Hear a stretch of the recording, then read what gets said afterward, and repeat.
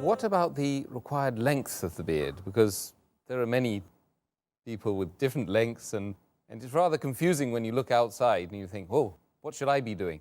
What did the Prophet Muhammad do? As far as the length of the beard is concerned, the scholars are divided. They have different opinions. And as for what is the length of the beard, there are two opinions. One group of scholars say that because the hadith of Sahih Bukhari, volume number 7, book of dress, hadith number 5892 says, the Prophet said, do the opposite of what the pagans do. Keep the beard and trim your mustaches. So because the commandment is keep the beard, that means they say that it should be kept. That's it. And the second hadith of Sahih Bukhari, volume number 7, book of dress, hadith number 5893 says that cut your mustaches short and grow the beard. So the first group of scholars say grow the beard means keep on growing. You should not touch it. Keep the beard means let it be. Therefore, you should not at all, neither trim the beard, nothing at all. You should let it grow as much as possible.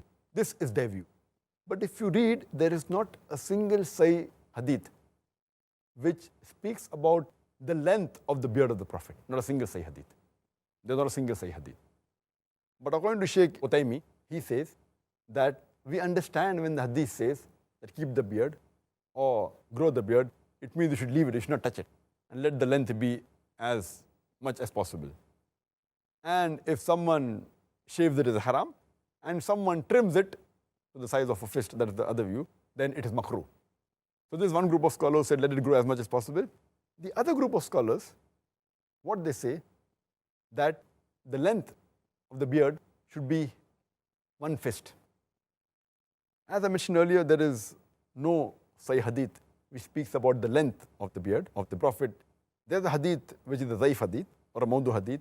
We say that the beard of the Prophet, it touched the chest, but that's a Zaif or a Mawdu hadith according to Shaykh Nasruddin al-Albani. There's a hadith mentioned in Sahih Muslim, volume number 4, hadith number 5789, where Jabir bin Samura, he says, may Allah be pleased with him, that the Prophet had a thick beard.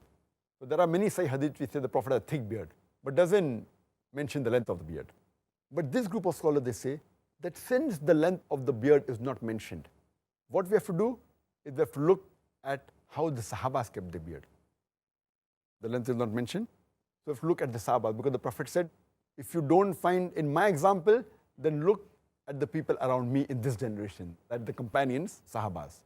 And when we look at the Sahabas, we find several authentic hadith, more than 10 Sahih hadith, which say that the Sahaba, they kept their beard at the length of one fist. And whatever was below the one fist, they trimmed the beard. Including Ibn Umar, may Allah be pleased with him, Ibn Abbas, may Allah be pleased with him, Abu Huraira, may Allah be pleased with him. All these Sahabas which are very close to the Prophet, they trimmed their beard. Even those Sahaba who narrated the same hadith, Ibn Umar, may Allah be pleased with him, hadith of Sahih Bukhari, volume number 7, book of Death, hadith number 5892. Ibn Umar, may Allah be pleased with him, who narrated the hadith, that the Prophet said that do opposite of what the pagans do. Keep the beard and trim your mustaches. Immediately after that, the hadith continues and says that whenever Ibn Umar, may Allah be pleased with him, used to go for Umrah and Hajj. After Umrah and Hajj, he used to catch the beard with his fist, and whatever was below the fist, he used to cut it. So imagine those Sahabas who narrated the hadith. And all these Sahabas, Ibn Umar, Ibn Abbas, Abu Huraira, may Allah be pleased with them all, they were staunch followers of the Sunnah of the Prophet. And they narrated the hadith. When they narrate the hadith of trimming the mustache and keeping the beard, growing the beard, they understood the way the Prophet wanted. So why did they trim the beard? If the view of the first group of scholars, that's right, that keep on growing, growing means how to grow? The way the Prophet grew. And if there's no hadith indicating his sayings or actions, then you look at the way the Sahabas did. That's the way how you analyze the hadith. That's the reason Shaykh Nasruddin al-Albani, he says that the right size of the beard should be the size of a fist.